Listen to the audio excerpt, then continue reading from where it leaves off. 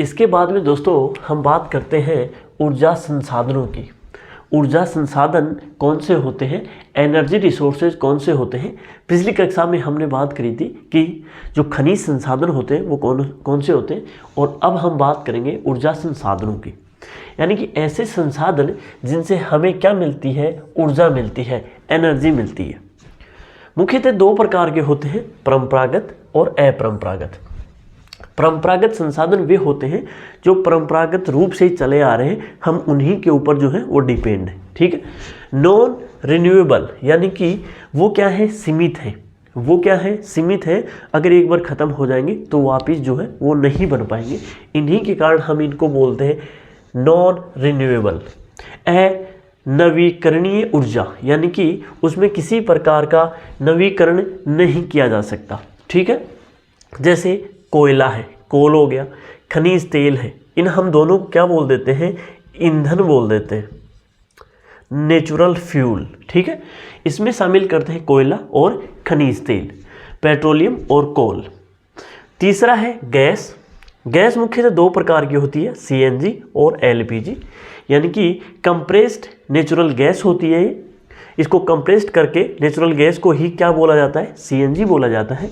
वहीं पे एलपीजी होता है पेट्रोलियम गैस, जिसको क्या है, जो लिक्विड फॉर्म में है, लिक्विड फॉर्म में पेट्रोलियम गैस होती है।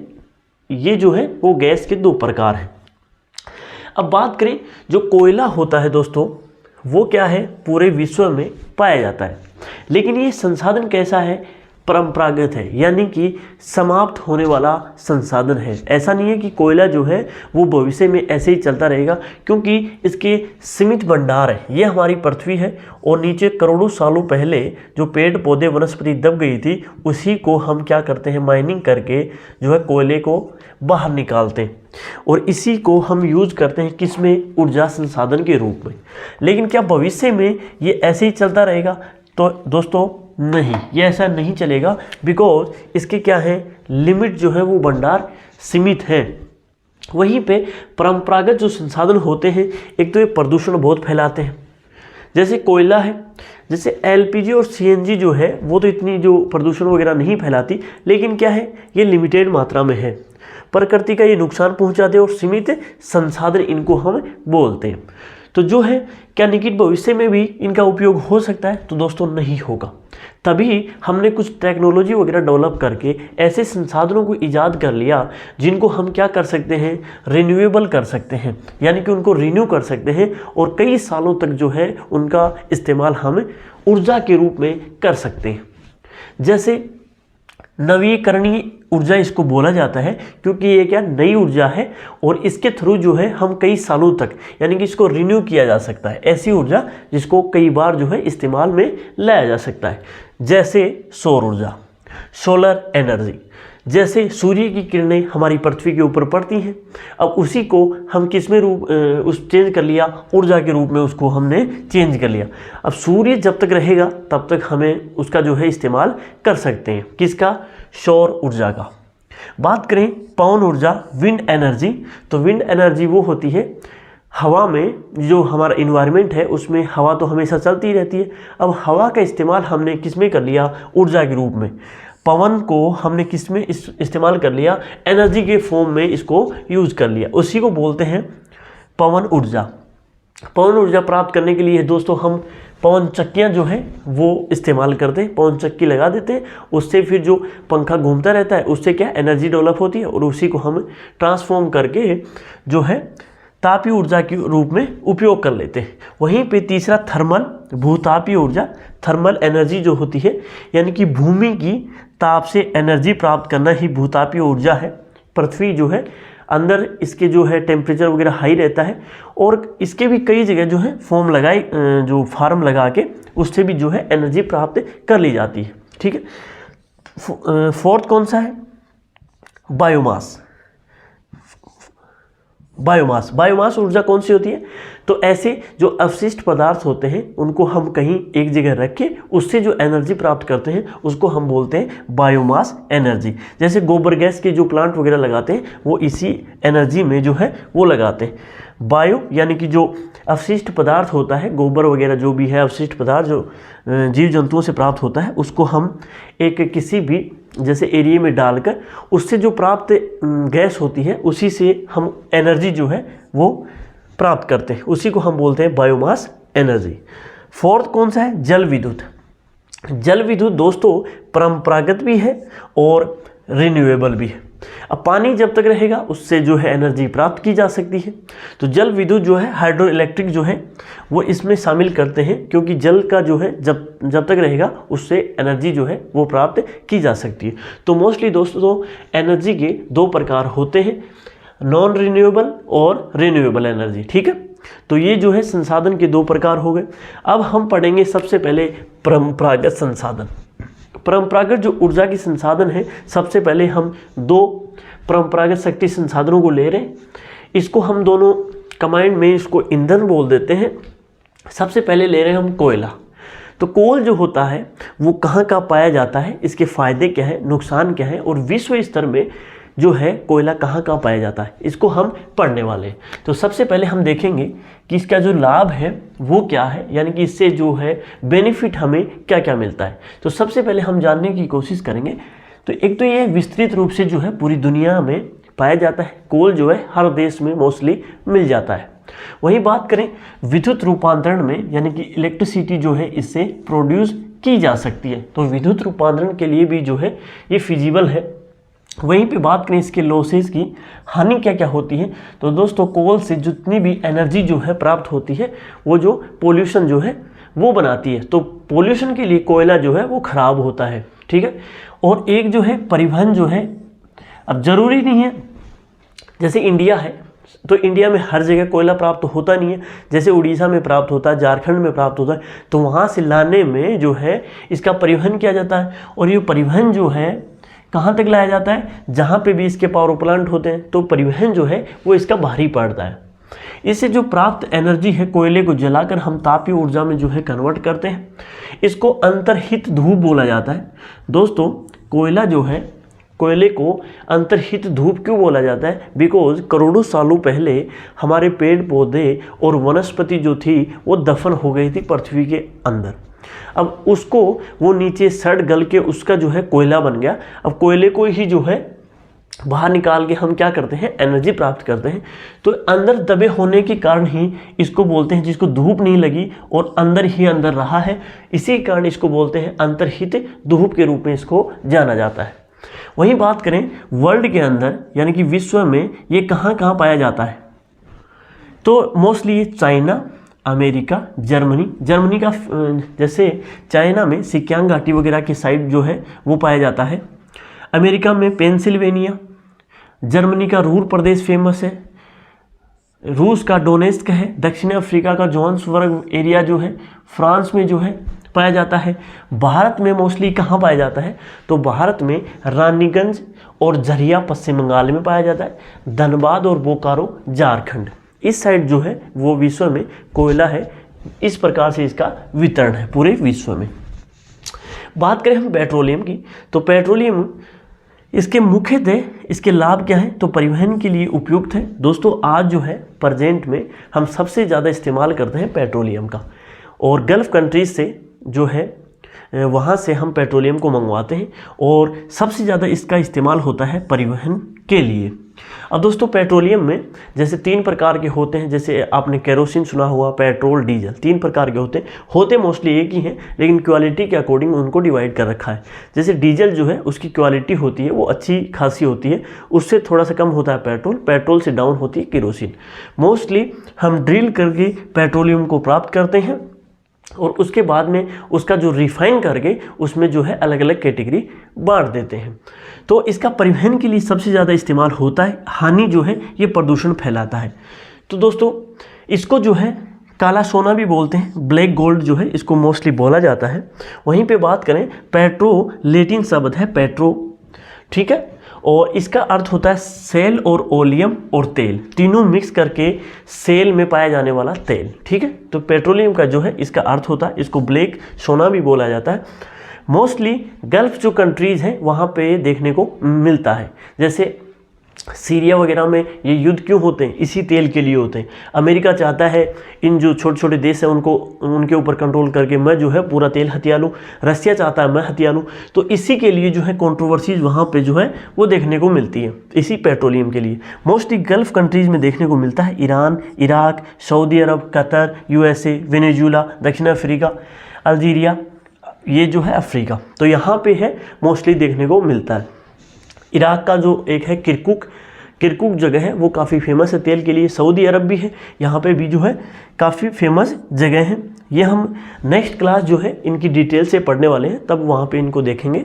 उसके बाद में USA है, वेनेजुला है, वेनेजुला में भी तेल पाया जाता है, दक्षिण अमेरिका महाद्वीप में पाया जाता है। अल्जीरिया जो है, बात करें हम भारत में भी क्या पेट्रोलियम पाया जाता है, तो दोस्तों भारत में भी मोस्टली जो है 2-3 जगह ही है जहाँ पे अच्छा खासा जो है वो पेट्रोलियम पाया जाता है। देश की 25% जो ज़रूरतें हैं वो भारतीय तेल ही पूरी करता है, और 75% जो तेल है वो हम भारत से बाहर से एक्सपोर्ट करते हैं। तो मोस्टली असम जो है, यहाँ पे एक क्षेत्र का नाम है डिगबोई। डिगबोई काफ़ी फेमस है। डिगबोई में जो है यहाँ से तेल प्राप्त किया जाता है। बॉम्बे हाई जो है अरब सागर में पड़ता है, और मुंबई से जो बम्बई शहर है, बम्बई से 175 किलोमीटर जो है वो अरब सागर में ये पाया जाता है। यहाँ पे भी जो है तेल निकाला जाता है। वहीं बात करें कृष्णा और गोदावरी नदी का जो डेल्टा है वहाँ पे भी, जैसे हम ये कहाँ पे शामिल होंगे, ये होंगी बंगाल की खाड़ी के अंदर। तो यहाँ पे भी भारत में जो है मोस्टली तेल जो है उत्खनन किया जाता है। इसके बाद में दोस्तों हम बात करेंगे अपरंपरागत संसाधनों की।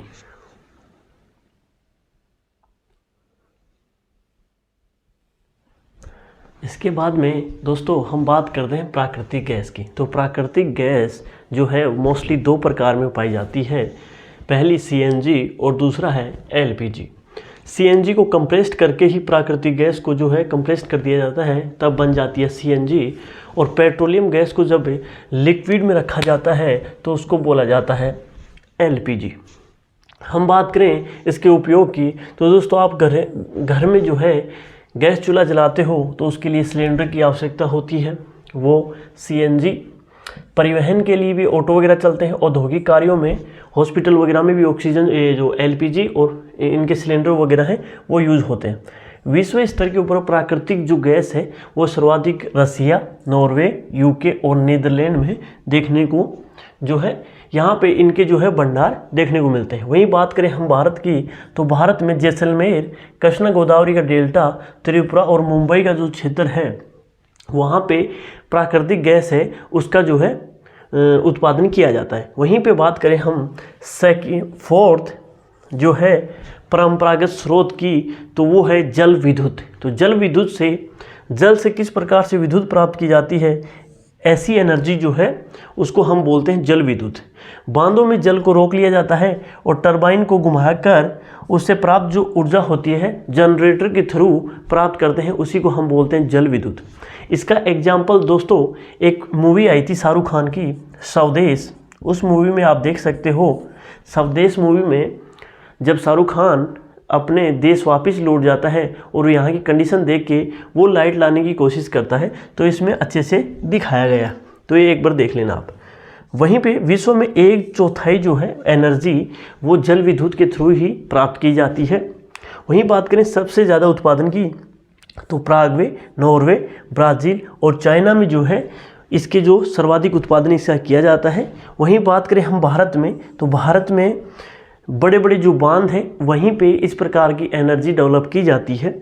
जैसे भांगड़ा नांगल जो है पश्चिमी जो पंजाब और हिमाचल की सीमा के ऊपर बांध बनाया गया है, और इससे पश्चिमी यूपी, राजस्थान, पंजाब और हिमाचल की जो एनर्जी है, बिजली है, यहाँ से सप्लाई की जाती है। वहीं बात करें गांधी सागर जो चंबल नदी के ऊपर बना है, नागार्जुन सागर जो आंध्र प्रदेश में बना हुआ है, और दामोदर घाटी में पश्चिम बंगाल और झारखंड, दामोदर घाटी जो है वो बनी हुई है कहाँ पे, पश्चिम बंगाल और झारखंड। यहाँ पे जल विद्युत जो है वो उत्पादित की जाती है। अब बात करते हैं हम दोस्तों ऊर्जा की जो नए तरीके आ गए हैं, जैसे परंपरागत को छोड़ दिया और नई टेक्नोलॉजी ईजाद हो गई, और उसके थ्रू जो है हम किस प्रकार से एनर्जी जो है प्राप्त करते हैं वो पढ़ते हैं ऊर्जा के गैर परंपरागत स्रोत कौन कौन से हैं। तो रिन्यूएबल जो एनर्जी आई है उसमें हम देखते हैं solar energy, wind energy, nuclear energy, biomass energy. ठीक है दोस्तों, तो इस प्रकार की जो एनर्जी है जिसको हम रिन्यू कर सकते हैं और कई सालों तक जो है इसको इस्तेमाल कर सकते हैं, उसको हम पढ़ते हैं ऊर्जा के गैर परंपरागत स्रोतों में। सबसे पहले हम इसमें पढ़ेंगे सौर ऊर्जा। तो सौर ऊर्जा जो है इसके लाभ ही लाभ है दोस्तों। सोलर एनर्जी के एक दो नुकसान हैं, बाकी इसके लाभ ही लाभ है। सबसे पहले हम जैसे एक तो कभी भी समाप्त नहीं होगी, जब तक सूर्य रहेगा तब तक एनर्जी मिलती रहेगी, तो कोई दुविधा नहीं है। वहीं बात करें प्रदूषण मुक्त, यानी कि किसी प्रकार का कोई पोल्यूशन जो है वो एनर्जी ये फैलाती नहीं है। बात करें एक तो ये जो इनके जो पैनल वगैरह लगते हैं वो थोड़े से कॉस्टली होते हैं, तो इस कारण जो है सोलर एनर्जी है इतनी डेवलप नहीं हो पाई है, लेकिन धीरे धीरे कोशिश की जा रही है कि हर फील्ड में इसका इस्तेमाल किया जाए। वहीं बात करें ऊर्जा की जो है इसमें बर्बादी बहुत होती है, क्योंकि इसका यूटिलाइजेशन जो है वो हमारे से अभी नहीं बन पा रहा है, और जो कई क्षेत्र हैं जहाँ पे इनके जो पैनल वगैरह हैं उनको सिस्टमेटिक तरीके जो लगाने का एक प्रोसेस होता है वो नहीं हो पा रहा है सेटअप पे, इसके कारण जो है इसकी ऊर्जा की बर्बादी जो है वो हो पा रही है। वहीं बात करें सौर एनर्जी प्राप्त करने की दो विधियाँ हैं, उसमें फर्स्ट है फोटोवोल्टिक प्रौद्योगिकी, दूसरा है सौर तापीय, यानी कि एक तो ट्रांसफ़र करके स्टोर करके और एक डायरेक्ट जो सिलिकॉन कौन सी एक सेल होती हैं उनके थ्रू डायरेक्ट जो है वो एनर्जी प्राप्त की जा सकती है। वहीं बात करें इसके उपयोग की, तो दोस्तों घरेलू परिवहन उद्योगों और अंतरिक्ष क्षेत्र में इसका इस्तेमाल किया जाता है। सॉरी दोस्तों, घरेलू में किस प्रकार से, तो सोलर जो लाइट है उसका इस्तेमाल किया जा सकता है।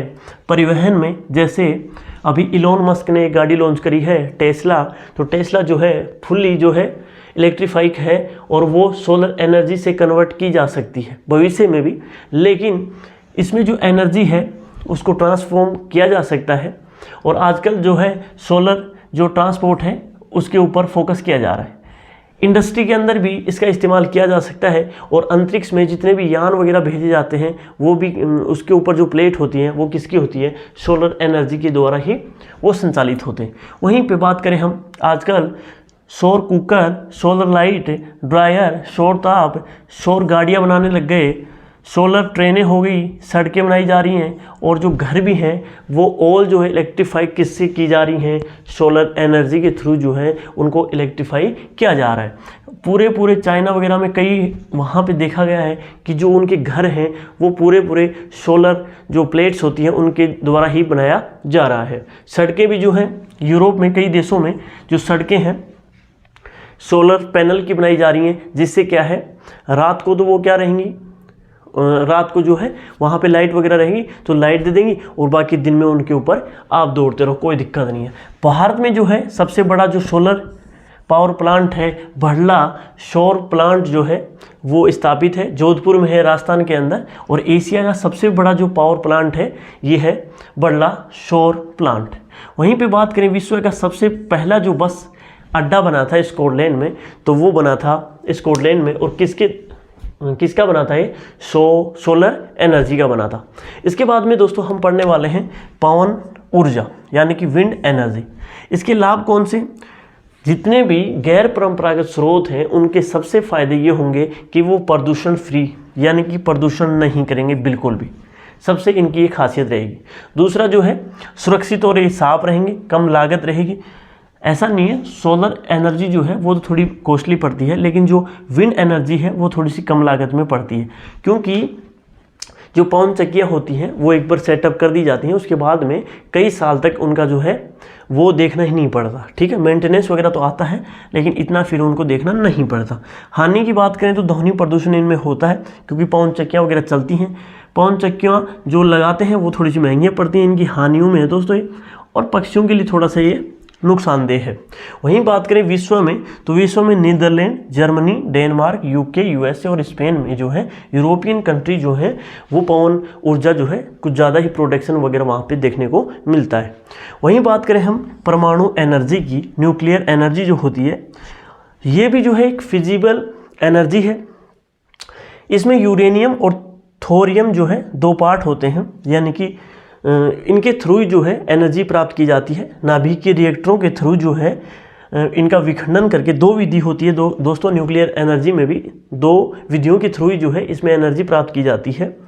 तो इसमें मोस्टली यूएसए और यूरोप में इनका प्रोडक्शन सबसे ज़्यादा होता है। भारत में राजस्थान, झारखंड में तो यूरेनियम सबसे ज़्यादा पाया जाता है। तो यहाँ पे एक दो जो प्लांट लगाए गए हैं यूरेनियम बेस्ड लगाए गए हैं। वहीं पे बात करें साउथ में जो प्लांट लगाए गए हैं, थोरियम जो है वो केरला में पाया जाता है। इसके कारण जो साउथ में जितने भी प्लांट हैं वो थोरियम बेस्ड है। तो हम जो इनके प्लांट है उनकी बात करेंगे। तो पहला है केगा, कर्नाटक। इसके बाद में दोस्तों हम परमाणु प्लांट्स देख रहे थे भारत में। तो भारत में कम से कम पाँच और 6 जो है, एक और तमिलनाडु में नया खुल गया है, उसका नाम जो है उसका भी प्रोसेस चल रहा है।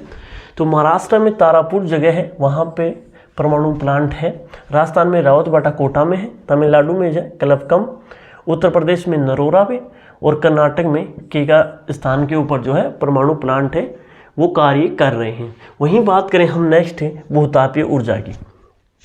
तो पृथ्वी के अंदर जो है वो क्या है, ताप है, टेम्परेचर जो है पृथ्वी के अंदर हाई रहता है।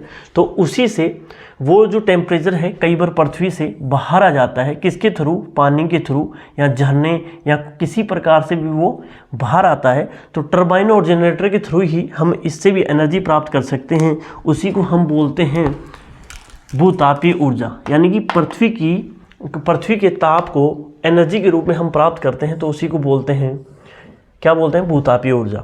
विश्व में जो सबसे बड़ा जो भूतापीय ऊर्जा का संयंत्र है वो यूएसए के अंदर है। दोस्तों कमेंट बॉक्स में लिख के बताना मेरे को कि वो कौन सा है वो नाम आप कमेंट बॉक्स में लिखना। इसके बाद में न्यूजीलैंड, आइसलैंड, फिलीपींस, मध्य अमेरिका में भी इसके कुछ है प्लांट वगैरह लगे हुए हैं, किसके, भूतापीय ऊर्जा के। भारत की बात की जाए कि भारत में भूतापीय ऊर्जा है वो कहाँ प्रोडक्शन इसका होता है। तो हिमाचल प्रदेश में मणिकरण जगह है, वहाँ पे इसका उत्पादन किया जाता है। और लद्दाख में पूगा घाटी है, वहाँ पे भी इसका उत्पादन होता है। इसके बाद में दोस्तों 2 जो हैं वो और बचे हुए हैं। इसके बाद में दोस्तों हम बात करते हैं ज्वारी ऊर्जा, टाइडल एनर्जी। यानी कि जब टाइड आते हैं, टाइड क्या होते हैं, ज्वार होते हैं दोस्तों। समुद्र के अंदर जब लहरें कई मीटर जो है ऊंची चढ़ जाती हैं उसको तो बोलते हैं ज्वार। और जब वो लहरें वापस नीचे गिरती हैं उसको बोलते हैं भाटा। तो दोस्तों ये जो भाटा होता है इसी से एनर्जी किस प्रकार से प्राप्त की जाती है उसी को हम क्या बोलते हैं, टाइडल एनर्जी या बोले ज्वारी एनर्जी होती है दोस्तों। कैसे, ऐसे दोस्तों काम करता है। ये होता है ज्वार और ये लहर उठी, लहर दोस्तों ये पानी की और वापस गिर जाती है, इसको बोलते हैं भाटा। यानी कि पानी अपने स्थान पे वापस आ जाता है, उसको बोलते हैं भाटा। तो दोस्तों यहाँ पे टरबाइंस वगैरह लगा दी जाती हैं और यहाँ पे टरबाइंस लगा दी जाती हैं। जब उच्च ज्वार और निम्न ज्वार जब कंडीशन होती है तो ये टरबाइन क्या है, घूम जाती है, ठीक है। और इसी से क्या ऊर्जा प्राप्त की जाती है, उसको क्या बोलते हैं, ज्वारी ऊर्जा बोलते हैं, ठीक है। ज्वार से प्राप्त ऊर्जा को ज्वारी ऊर्जा कहते हैं। रूस, फ्रांस और भारत में कच्छ की खाड़ी में ये जो है इनका उत्पादन किया जाता है, किसका, ज्वारी ऊर्जा का। अब दोस्तों कमेंट बॉक्स में लिख के आप बताओ कि फंडी की खाड़ी कहाँ है, यहाँ पे भी जो है ज्वारी ऊर्जा होती है नहीं होती है वो बताना आप। इसके बाद में दोस्तों हम बात करते हैं बायोमास गैस की। तो बायोमास जो एनर्जी होती है वो कौन सी होती है, तो जैविक अपशिष्ट से प्राप्त ऊर्जा होती है। यानी कि जैविक अपशिष्ट क्या होता है, जैसे जितने भी जीव हैं उनके अवशेष बच जाते हैं, जैसे वो गोबर वगैरह करते हैं तो उनसे क्या हम किस में कन्वर्ट कर लेते हैं, उसको कर लेते हैं एनर्जी के रूप में। उसको जैसे हमने क्या किया, एक प्लांट यहाँ पे सेटअप किया, इसमें गोबर डाल दिया, ठीक है, गोबर फिक्स कर दिया, ढक दिया, और इससे जो गैस बनेगी उसी से हम क्या करेंगे, एनर्जी प्राप्त कर लेंगे। और मोस्टली जो ये गैस होती है वो मीथेन और कार्बन डाइऑक्साइड जो है वही होती है, इनका मिश्रण जो है वही बायोमास कहलाता है। इसका जो उपयोग है वो खाना पकाने के अंदर जो है सबसे ज़्यादा देखने को मिला है। तो दोस्तों ये हमारा जो है टॉपिक रिन्यूएबल और नॉन रिन्यूएबल जो एनर्जी है यहाँ पे कंप्लीट होता है। आप लोगों का बहुत बहुत धन्यवाद।